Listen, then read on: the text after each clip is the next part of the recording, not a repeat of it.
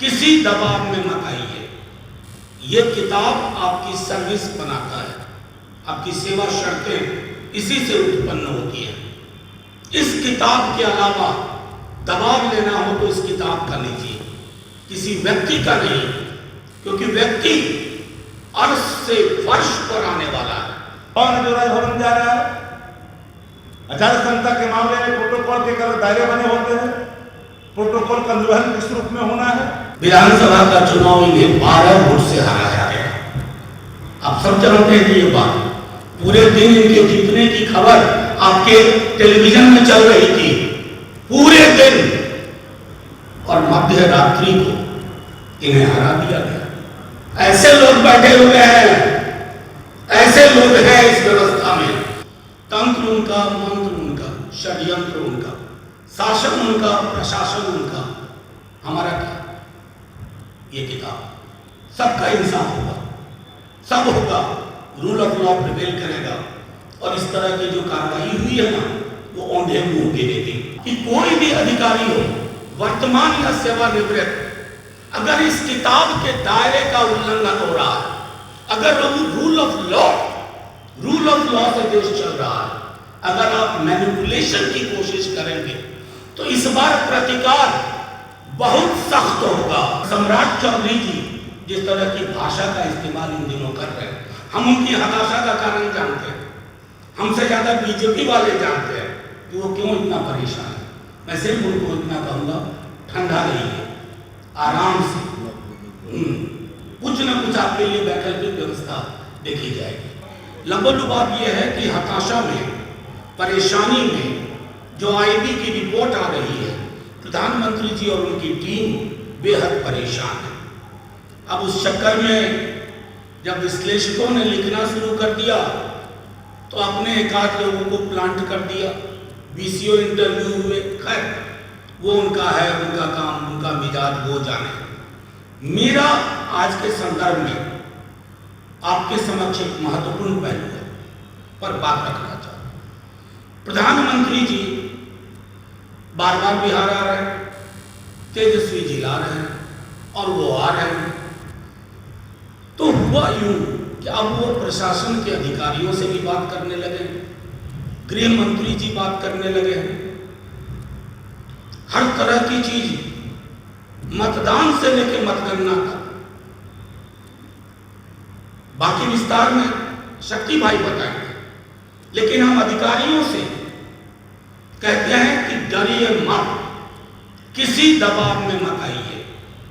ये किताब आपकी सर्विस बनाता है, आपकी सेवा शर्तें इसी से उत्पन्न होती हैं। इस किताब के अलावा दबाव लेना हो तो इस किताब का लीजिए, किसी व्यक्ति का नहीं, क्योंकि व्यक्ति अर्श से फर्श पर आने वाला है, और अर्श से फर्श पर आने वाले व्यक्ति की बात की दबिश में अगर आप कोई ऐसी कार्रवाई करते हैं इधर उधर करने की, तो सचेत हो जाइए। व्यवस्था बदल रही है, सत्ता परिवर्तन हो रहा है, हम तो इसी किताब से चलेंगे। लेकिन जो लोग नहीं चल रहे हैं इस किताब से, उनका फैसला आवाम भी करेगी और ये किताब करेगी। बाकी मैं आगे की कुछ चीजों के लिए शक्ति जी से आग्रह करता हूँ। विषयों की तरफ ध्यान आकृष्ट किया है पत्रकार साथियों का। हमें लगता है कि आप सभी लोग लबोलबाब अवगत हैं उस संदर्भ में कि इस राज्य के अंदर में प्रशासनिक महकमे में क्या हो रहा है। ये सच है, इस संविधान की चर्चा माननीय मनोज झा जी ने की कि डरना चाहिए जब कभी लगे कि दबाव मेरे मस्तक पर किसी बाह्य व्यक्ति का, ऊपरी तंत्र का भारी पड़ रहा है, तो संविधान का सहारा लेना चाहिए। ये सबके अंदर आना चाहिए। आप सब जानते हैं कि एक रिटायर्ड अधिकारी विभाग का बाल है सरकार के अंदर, गवर्नर हाउस तक जाता है, डीएम और एसपी तक, मुख्य सचिव तक बात कराई जाती है। आप जानते हैं कि इस देश के अंदर में आचार संहिता लागू है, बाबत भी अगर सरकार के उच्च अधिकारी जाकर करके रात में मिलते हैं और मिल करके प्रशासनिक महकमे में हस्तक्षेप लगातार अगर करते हैं तो ये एक पूरी तरह से हमारा अपना मानना है कि दुर्भाग्यपूर्ण है।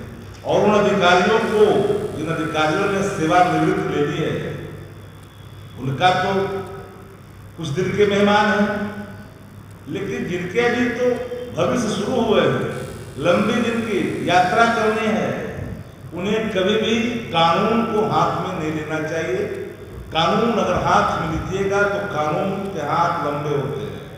कानून कभी आपको अंतिम पद तक आपका पीछा नहीं छोड़ेगी और कानून के शिकंजे में कानून से छेड़छाड़ करने वालों को आना ही पड़ेगा। और मैं एक सब आपको क्योंकि जिनके सानिध्य में रहते हैं आपको पता ही है, और हम लोग सरकार में जो लोग रहे हैं, हम लोग के पास भी कहीं न कहीं फीडबैक होता है। जो लोग अभी नए नए आए हैं सरकार में, जो लोग सरकार लंबे समय तक चलाए, तो उनको अनुभव है। हर अधिकारियों का कहीं न कहीं फीडबैक खुल करके सामने आ ही रहा है। कौन नहीं जानता है वो कौन व्यक्ति है जिसके दबाव में क्या हो रहा है? कौन है सेवानिवृत्त व्यक्ति? एक व्यक्ति जानते हैं बिहार का? कौन है जो राजभवन जा रहा है? आचार संहिता के मामले में प्रोटोकॉल के कल दायरे बने होते हैं। प्रोटोकॉल का निर्वहन किस रूप में होना है, उसके सारे मानदंड हैं।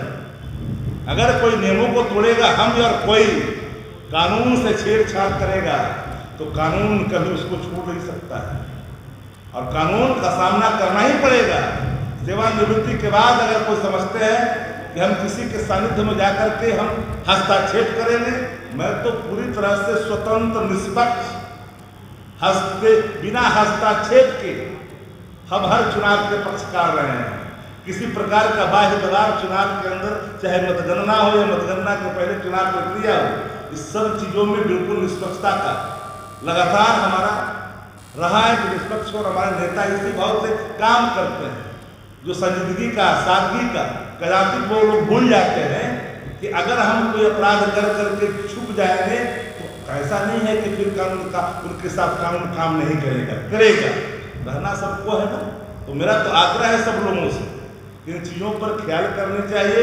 जिन पर जो ग्रह नक्षत्र का प्रभाव है वो करें, लेकिन ग्रह नक्षत्रों का अगर 7.5 चल रहा है तो मंगल दशा आने में देर नहीं लगता है, इसका भी ख्याल करना चाहिए।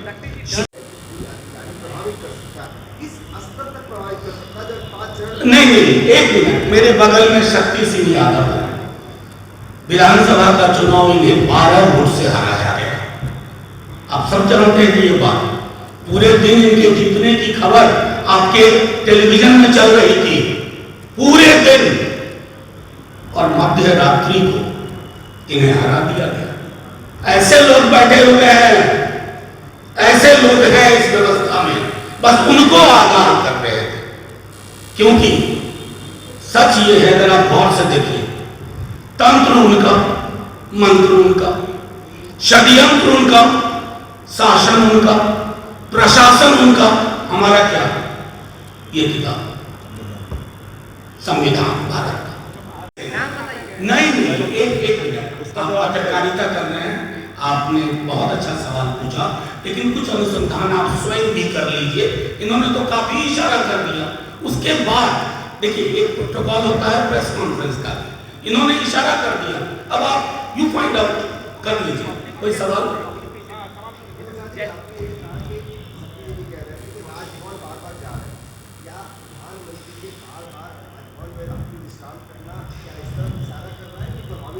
नहीं, देखिए, मैं एक बात साफ तौर पे कहूं, शक्ति जी ने काफी स्पष्टता से कहा, एक अधिकारी का नाम लिया।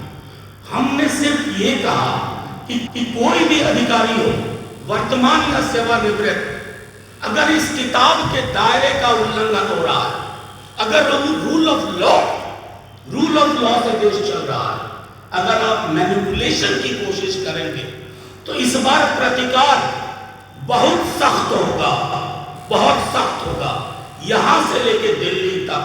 बस इतना कहना है, समझने वाले समझ गए। मैं सीधी सी बात कहता हूं, मैंने एक बात कही थी, तंत्र उनका, मंत्र उनका, षड्यंत्र उनका, शासन उनका, प्रशासन उनका।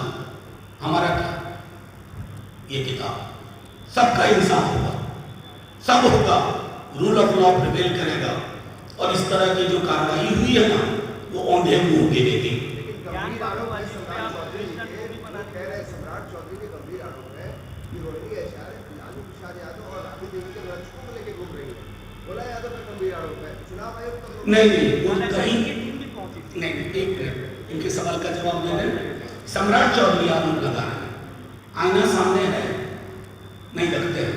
बीजेपी वाले आईना नहीं रखते और आईना नहीं रखने वालों के साथ सबसे बड़ी दिक्कत, उनको कुछ दिखता नहीं है, जो दिखता देखना चाहते हैं वही देखते हैं। और सम्राट चौधरी जी जिस तरह की भाषा का इस्तेमाल इन दिनों कर रहे हैं, हम उनकी हताशा का कारण जानते हैं, हमसे ज्यादा बीजेपी वाले जानते हैं कि वो क्यों इतना परेशान है। मैं सिर्फ उनको इतना कहूँगा, ठंडा रहिए, आराम से, कुछ न कुछ आपके लिए वैकल्पिक व्यवस्था देखी जाएगी। किसने कहा?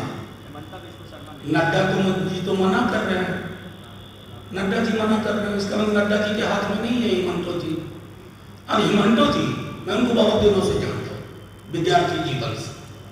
मैं सिर्फ इतना कहना चाहता हूँ कि आपके मुंह से अगर नौकरी की बात निकलती नहीं हिमंतो जी, हम विपक्ष में होने के बावजूद तारीफ करते। आर्थिक न्याय की बात होती है, आस्था का प्रश्न मेरा व्यक्तिगत है, राम कृष्ण शिव, कोई बड़ी से बड़ा सा बड़ा मजार, मस्जिद, गुरुद्वारा, वहां भी जो लोग जाते हैं ना उनको भूख लगती है। उनकी भूख के बारे में बोलिए हिमंता जी। इतनी बेहयाई ना हो राजनीति में कि कुछ भी नजर ना आए। मैं समझता हूँ अरे एक बार जेपी नड्डा जी से फरियाद है, मैं और क्या कहूँ। आपके यहाँ से इंटरव्यू हुआ था जेपी नड्डा जी,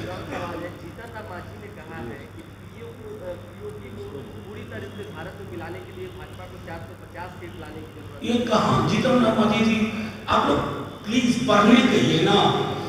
इंदिरा जी के पास 400 सीट नहीं थी, पाकिस्तान के 2 टुकड़े किए, बांग्लादेश बना दिया। जज्बा और हौसला वो होना चाहिए, ये नहीं कि चाइना अंदर आके घर बना लिया, कोई आया ही नहीं, कोई घुसा ही नहीं, ऐसा नहीं होना चाहिए। थैंक यू, शुक्रिया। YouTube पर सब्सक्राइब और Facebook पर लाइक जरूर करें।